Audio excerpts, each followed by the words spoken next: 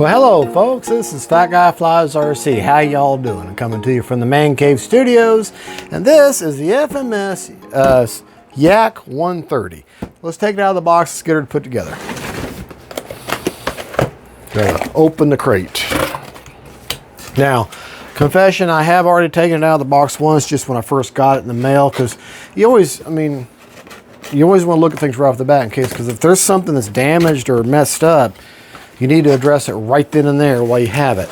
And when you first get it, that way it's fresh. Now, I've had this for a few weeks before I've opened it up and before I did this here. So I opened it up immediately when I first got it. Because, I mean, if you walk in here and you open it up and there's a big gash in something or a break in something, then you need to take a picture of it and get with that company and say, hey.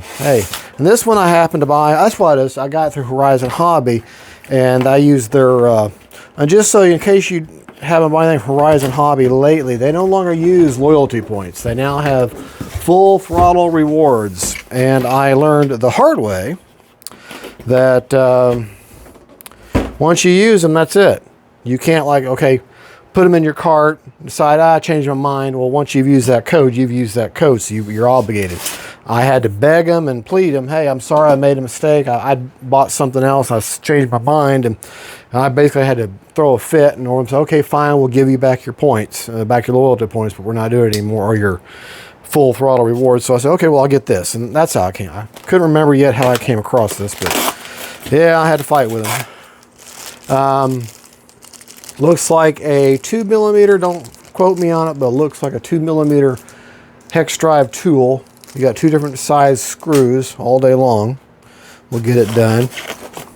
And of course I see a folded manual. That makes me very unhappy. I do not like folded manuals. Wing spar.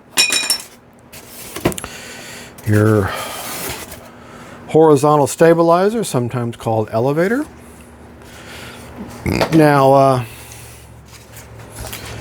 do have a foam hinge, but it is a laminate on there, so that's good. Ball links, they're not hooked up yet. That's okay. All right, we got the huge rudder. Again, foam hinge. Make sure you work these foams. It's got some laminate in there. So, but this is not going to have that much stress on it, so it should be fine. A good quality foam hinge at least. Folded manual. Shamey on them for folding their manual. That is never a good thing. Got one wing. Okay, that's obviously flap, so therefore that one's aileron as far as your servo leads go. Okay, you got a nice, be nice if that was painted in there, but that's not. Remember, you got these foam hinges, so you need to work it a little bit. Oh, I like this rail. It's nice and it's hard plastic on the side. I was say there's got to be another wing in here somewhere. Magnetic nose cone. Okay. There we go. One drop tank.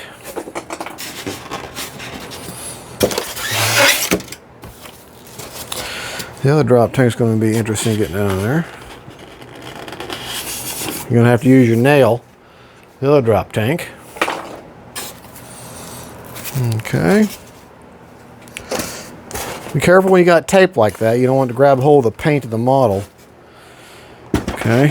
The main fuselage.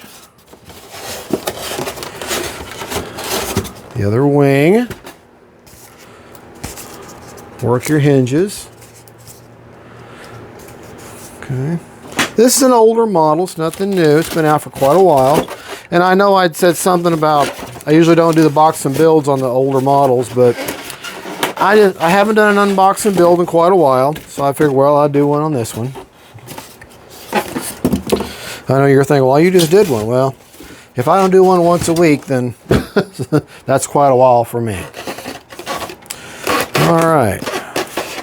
Hey, looks like we may have thrust reversing, because usually when you see that pigtail on there, on your throttle servo leads, that means you got thrust reversal, if it's been set up. With FMS, lots of times they'll have that, but they won't say anything about it. Won't find it anywhere in the instructions.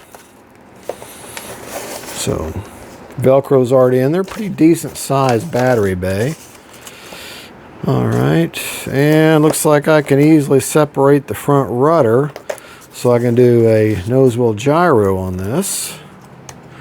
Alright, very nice. Everything is, got your locking servo leads on the side here. And they should be labeled. Let's see. Yeah, well, yeah, see, there's a little label there. You may not be able to see it. That's the flap, and the other one's obviously aileron, so that way you'll know which one to hook up. This thing always, to me, they're shaped like a football. Okay. Very nice suspension gear. Very nice. Very nice indeed. All right, that's going to be a good looking little plane. All right, let's get our tools together and we'll start putting this bad boy together. Be right back. All right, got everything out of the box. Got your elevator. Got your both your drop tanks. Got all your screws and a little magnetic tray you came with, and there's your push rods. One wing, two wings, rudder, canopy, fuselage, and of course the wing spar. Now, in order to put this thing together, you're going to want to start with your tail feathers, or sometimes called the empennage. Okay, so let's start. It's just good to have a plane stand if you can. Okay. All right, so we're going to start with the tail feathers. All right, here we go. All right, first thing you're going to do, you got your two elevator wing or connectors here, okay? You're going to be taking two of the longer, they're 32, the longest of the screws, and you'll need a 2mm hex drive to put it in, okay? As you can plainly see, elevator, elevator, everything's labeled for you. Let's go ahead. And there's quite a bit of tension going to be on this elevator. You don't have to do this. This is optional. But I'm going to be hooking this together. What I'm going to do is just put a little bit of glue. I'm going to put a little bit of glue. So I'm going to score the areas up.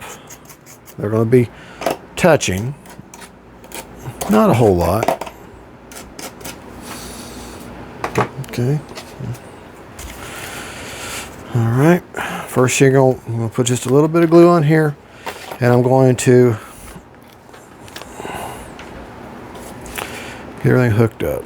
Not going to go crazy with it.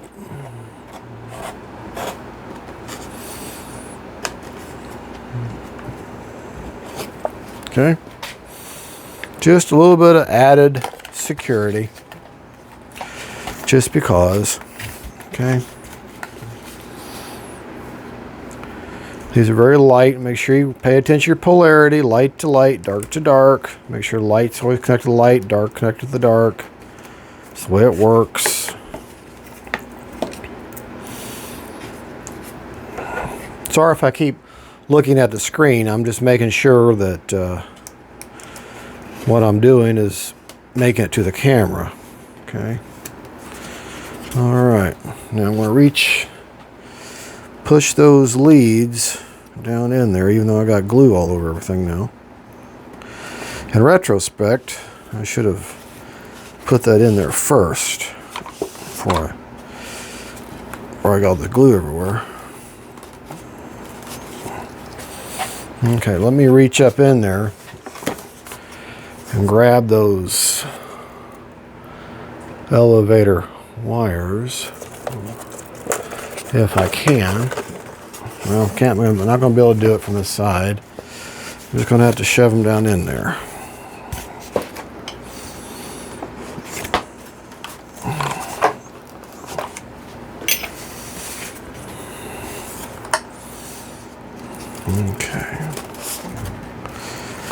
Yeah. Okay.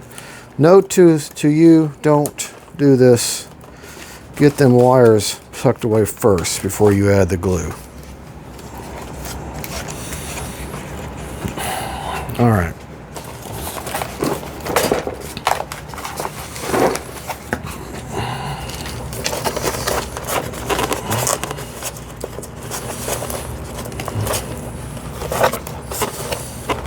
But these are the things that you learn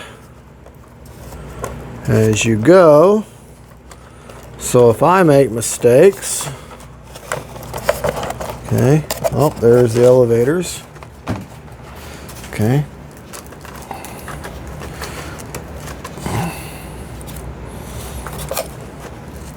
There we go. Okay. Got to hold the elevator wire. And I was able to grab a hold of it and pull it, take some of that slack out of there. Okay.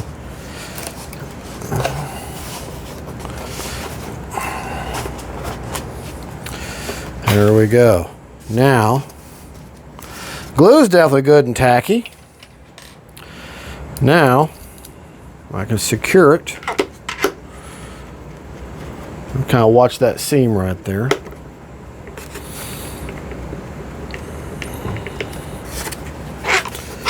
Make sure that's feeding in there.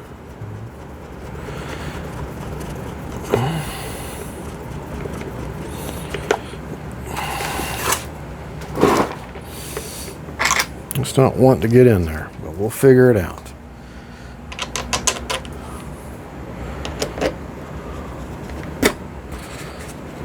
Kind of support it from underneath.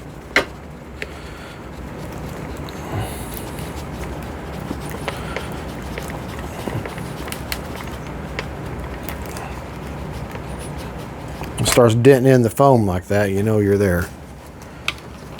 Okay.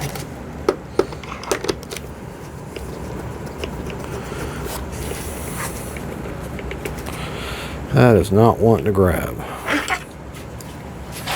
Sometimes just simply changing screws is all it takes.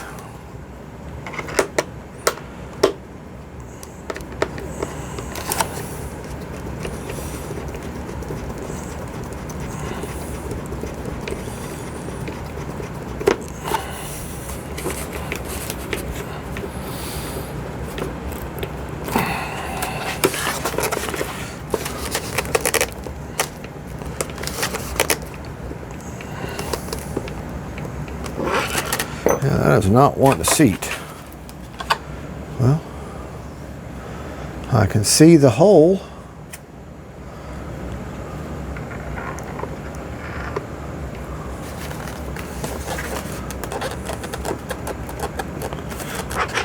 Ah, I know now why.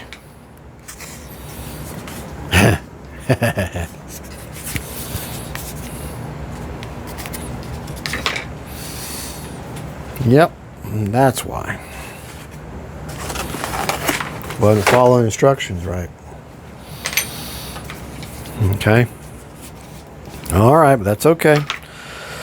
This one was correct. Take this tape off of here. Okay. This is why they said do the rudder first, but now I understand it. But that's okay. You can still make the same mistake as I did. All right. I'm going to take that two-sided tape off. Again, I'm not crazy about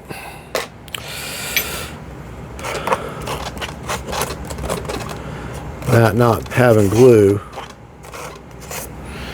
So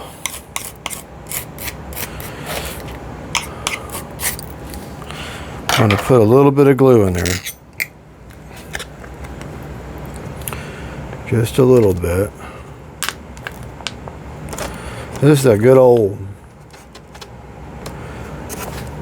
Chinese glue, which you can't go wrong with. Hook up your polarity, remember, light to light, dark to dark. If you don't have it right, nothing's going to work. Okay. All right, now I'm going to find my rudder and pull that through just a little bit.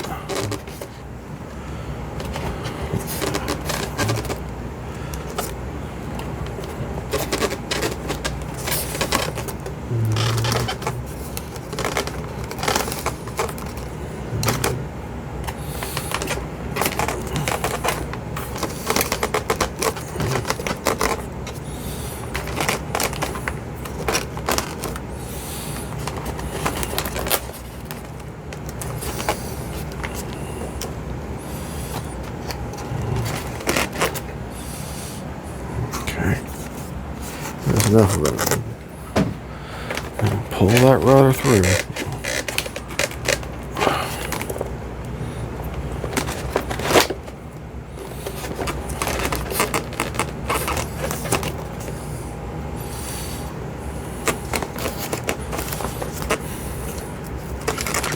Oh, this has really been wanting to fight me.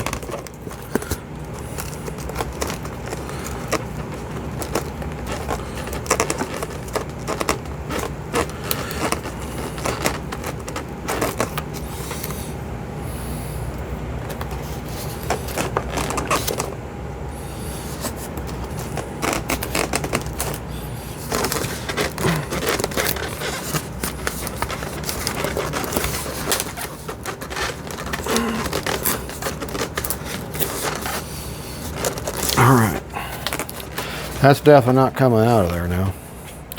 Take that one long screw that wasn't getting bite, which should get bite now.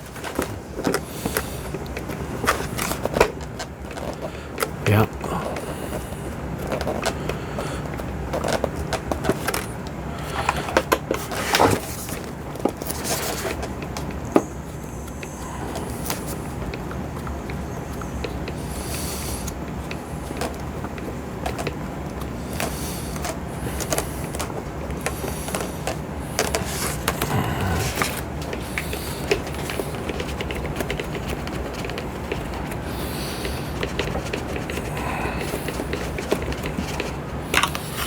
Well, I can't tell if it's getting in there or not. Well, it has been a while since I've put anything together like this.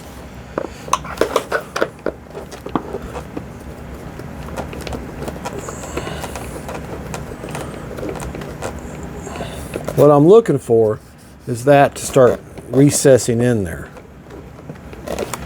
And it is not wanting to bite.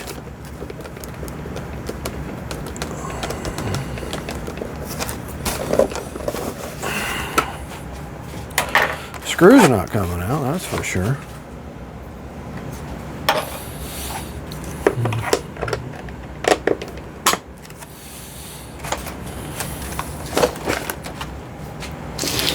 All right, let me fight with it. We'll figure out what's going on.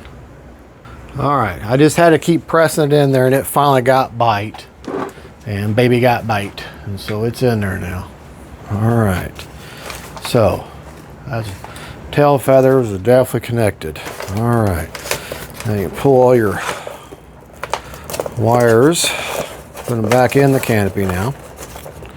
Okay, you're going to turn your model this way. Go ahead and grab the canopy, put it on.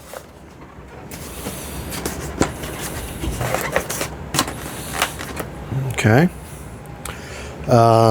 Now do the hardest part of the entire build, which is very, very tedious. That's pretty rough right there. All right, now let's turn the model like this. Okay. Yes, I am. Okay. All right, now you're going to use 4 of the shorter screws. Look like that. Okay, you should have 1 left over of each screw, 1 long, 1 short. Okay, you're going to grab your wing spar and your wings. Okay, now kind of pull your leads out a little bit and you see they're labeled. This one is, all right, kind of have to differentiate here. All right, so this one here is aileron. So on the wing, whichever the one on the wing that's not labeled, that's your aileron. Okay, so now I know that this one is aileron because that's flap. It's labeled that way. Remember, light to light, dark to dark. Okay, so you should have the light and the black and the dark should all line up together. Go ahead and get your flap, and it's labeled light to light, dark to dark. That's just keep that in your head. I don't care if it's white or yellow on the colors, as long whatever the lightest color is. Put your wing spar in. Okay. Fish it into your wing. Okay, and then now you're going to start fishing and make sure this little part of the wing spar lines up with that hole there. But go ahead and start getting your wires tucking in there because you don't want them sticking out. Okay.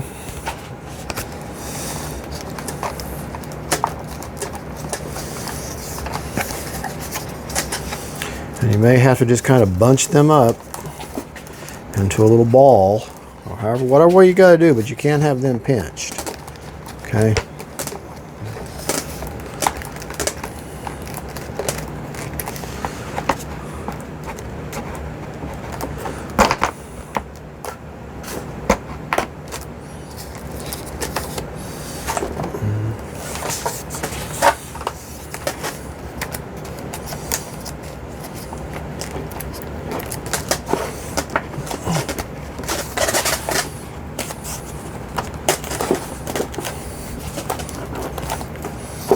Okay, and you're going to take your two of the shorter screws,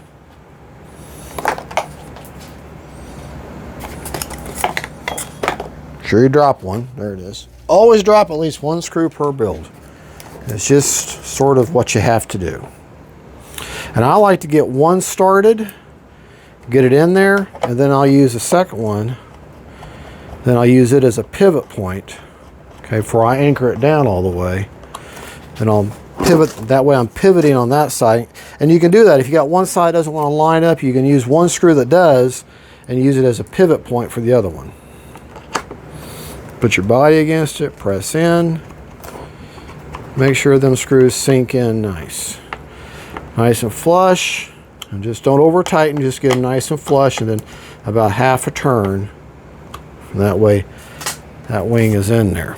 Okay. Repeat the same process for the other side. Now see, you've already got your wing spar out. Go ahead and pull your wires out to where you can identify them. Okay, you may have to, all right, this one here is flap. This one down here is flap. So I know that the flap's labeled. Remember, light to light, dark to dark, and yes, I'm going to keep saying that because that's just such an important point. Cannot stress that enough. Light to light. Drop the wing one time. That's always important to drop your wing. Okay, light to light, dark to dark.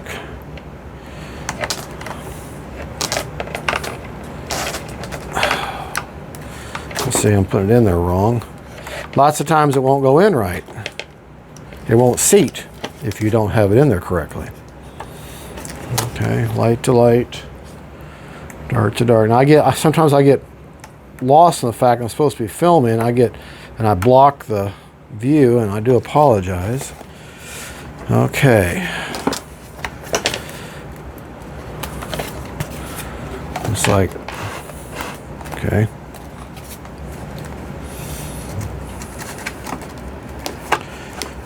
Get that seated up in there. Pull that wing spar out just a little bit. Okay, because it should both have a stopping point, so it should meet inside the wing.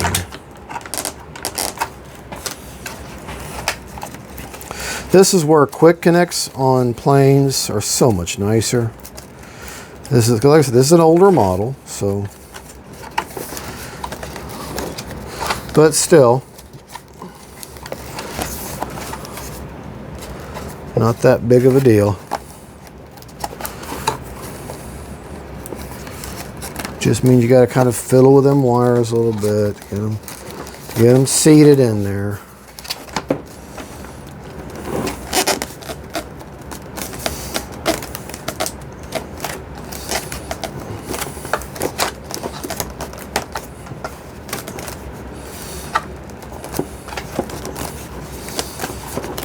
right, again, get one screw in there good.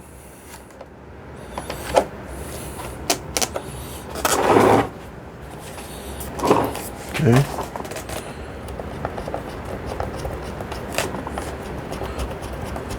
Don't tighten it down all the way, just enough. Okay. Okay, there's a body to push that one side in. You can feel it get grabbed. Then we'll flush, and then one good half turn to tighten it, but don't go too crazy. Good and flush, and then one half turn, and that wing is now on there. Now, while we're here, go ahead and put our ordnance on. I'm going to assume that's how it goes. I have to look at the picture.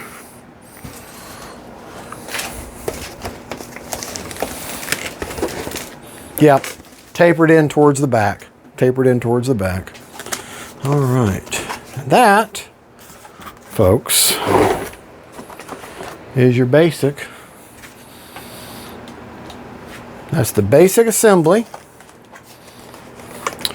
of the FMS Yak 130. Now, we're going to take a break. I'm going to go ahead and install my receiver, get it completely set up, and then we'll go over rates and all that kind of stuff and show you how I got it set up electronically.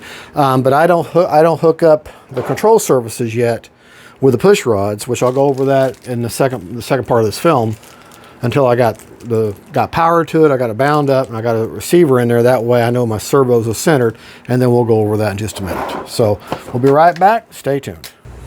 Well, hello. All right, we're back. We got her all put together, got her all bound up. I installed an 8-channel Spectrum receiver with safe and AS3X Plus and the whole 9 yards. Got her all bound up and ready to go. She's all bench trim. Now understand, when I say bench trim, I just means all the control surfaces are straight and linear the way the book calls for and the way it should look. That doesn't mean she's flight trim, just bench trim. So, and what I mean by that is whenever I hooked up all the control surfaces, everything is straight across, okay? I made sure both the elevators are even with each other, that the rudder is straight along with the rest of the structure. Okay, that's what you're looking at. That's bench trim. And yes, I installed a KM model afterburner. That's what that glow is. All right, now, the gear are very, very fast. 4 gear. You're hearing the gyros going right now. All right. I took it outside and gave her a range test just to make sure that everything works out great. All right, let's go over a few things. CG on the plane is 80 to 85 millimeters back from the leading edge root. That puts it from where the wing touches the fuse for the first time. Basically, it's a full finger lengths in. I got 2 marks there. And where I've got the battery at, I've got a 3300 6S in there, HRB. She CG's pretty darn good. Maybe favoring nose heavy, but I cannot get that battery any further back without cutting into the structure, and I'm not going to do that. I did, however, have to cut into the canopy, mainly because if I want to use a 4000 or smaller, the canopy was just right, so I cut all the structure out, so that's now all open. I know it doesn't look good, but I lost the back pilot. I mean, he didn't have a pilot back there, but I lost that back. But now I won't have to fight with it every time, and I won't have to, at the field, be fighting with wires, trying to get everything tucked in just so. And when everything's really tight like that, I don't like that. I like to be able to slap it on there and have a good, solid connection. I'd rather have a solid canopy connection than have to fight with wires, okay? So that's in there. I got a 3300 HRB all the way back. Now that's the 8-channel Spectrum receiver. I got 1 antenna going straight here, and then 1 antenna, you can maybe see it. See that wire hanging out? See my fingers are wiggling? You kind of see in front of you, see that gray structure there? That gray wire? Maybe you can see it. See it? Now you can see it now. That's where that wire is just poking out of the fuselage. Of course, it doesn't get anywhere near the fan, so I'm not worried about that. But that automatically, because one wire is going this way and one wire is going this way, that puts them at 90 degrees from each other. Now, I did the rates fairly close to the book. they're a little bit more than what the book calls for. Okay, so let's go ahead and let me show you the rates. I don't have a flapped elevator mix in, but I will put a small amount of one. I was watching Brian Phillips's, like I said, I know this is not a new model, but he had, I want to say for takeoff flaps, he had 6%, and the down elevator mix, the 9%, or 3% and 6%, something like that. So it won't be much. But let me go over the rates that I got the plane. Now this is pretty close to the what the rates called for in the book, but it's a little bit more. For high rates on my ailerons, they called for 12 millimeters up or down. Well, that equated to about 70% in spectrum. Well, I got mine at 85, so mine are more like see, that's called for 12, so mine are more like 15 to 18 millimeters up or down. Okay. My mid rates are just a little bit less, 75, and my low rates are 55, all with 30% expo on ailerons. On my elevator, the book calls for high rate elevator to be 15. Well, I got mine at 20. Okay, and that put it at 95 in the spectrum. And low rate elevator they called for was 10 millimeters, and I got mine at 65, and that's what that looks like. So high rate 95, low rate 65, and mid rate 75, kind of splitting the difference. Now the rudder, I didn't care what the book said on the rudder. It does say for 20 millimeters, which is they're high, so that's quite a bit. Which 20 millimeters is about 100% in spectrum, because we go by percentages in spectrum. So I got 100% one rate with 40% expo, and I left it alone. Okay, now we're going to go ahead and my flap systems. Let me show you my flap systems. Flaps up, I picked a negative 100%. Takeoff flaps are at 0%. And landing flaps are at 50%. Okay, 2-second deployment.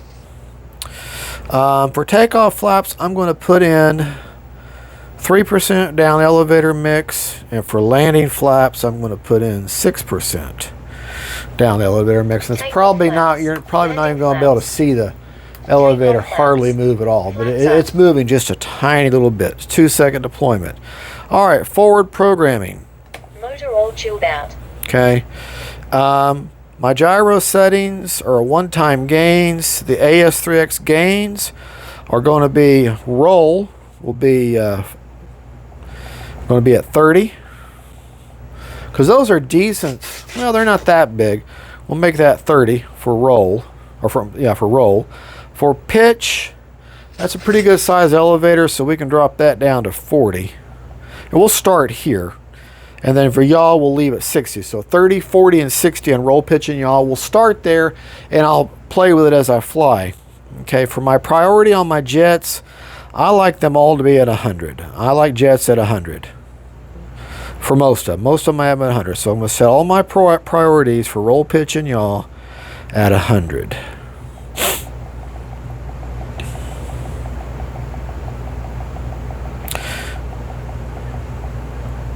I'm doing this while we're talking. Heading, I don't do anything with. Stop lock, they're all at 35, 35 and 35, and roll, pitch, and yaw. I'm going to change all that to 50. That's where I like my jets to be. I like to be a little crisp on the stopping. Okay. All right, and then on my release rate, I usually leave that alone at 55, 55, and 75. Now, the nose wheel gyro, I have found the way you're going to want to set that up, number one, you have to separate your nose steering gyro, or your nose steering, from your rudder. And it's wide in. They even have an extra, you end up with an extra Y when you remove it. It's around here somewhere. Okay, and I plug that into an open channel. I put it in in this case, I put it in my channel 8, assigned that a channel, named it to nose wheel gyro, and I assigned it to be controlled by way of the rudder stick. So I didn't do a mix. Okay, and then when I went into nose wheel gyro, the nose wheel gyro part of the AS3X, I just simply said it's controlled by the NWG, and the gear is my gear channel, but I did not connect it to the rate gain. Okay, I keep my AS3X gains on my knob. Well, I didn't connect it to that. I didn't say it had anything in that way.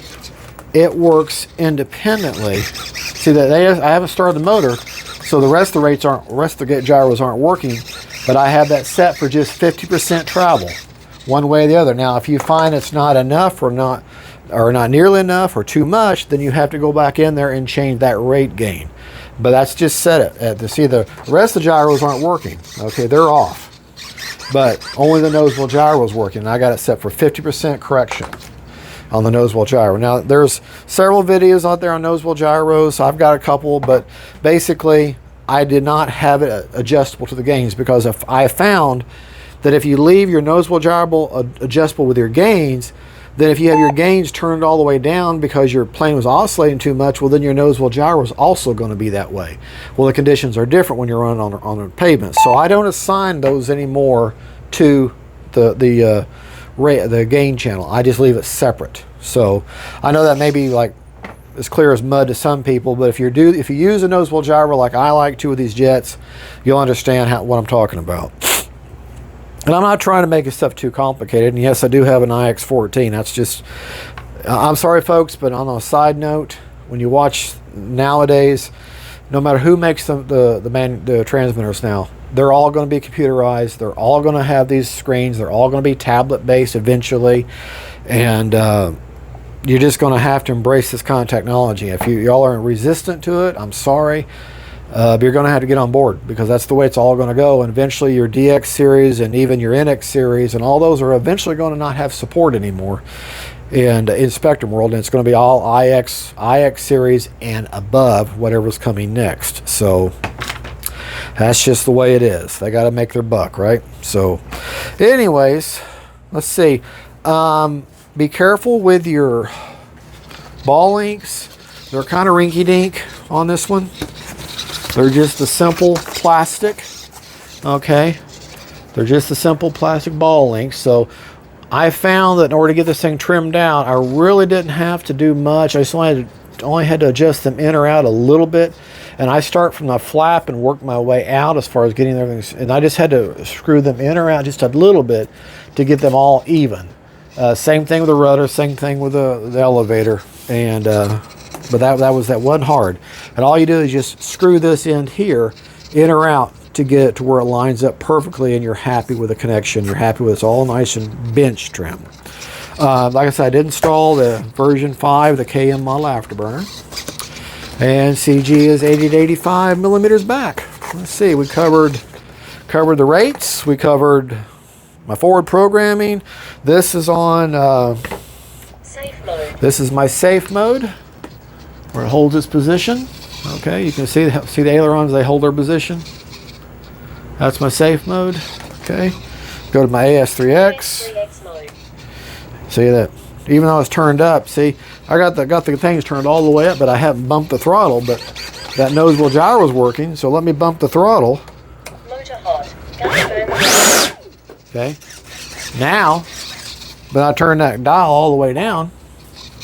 See, but that nose wheel gyro is still working. This is the way it's supposed to. See, because it's independent. And then of course I got trimming mode where nothing and no gyros are working. So, just so you know. AS3X mode. All right, now there's not a way I know to trim the nose wheel gyro in real time while you're running. You have to pull over, stop, and change on the screen, and then go over it again.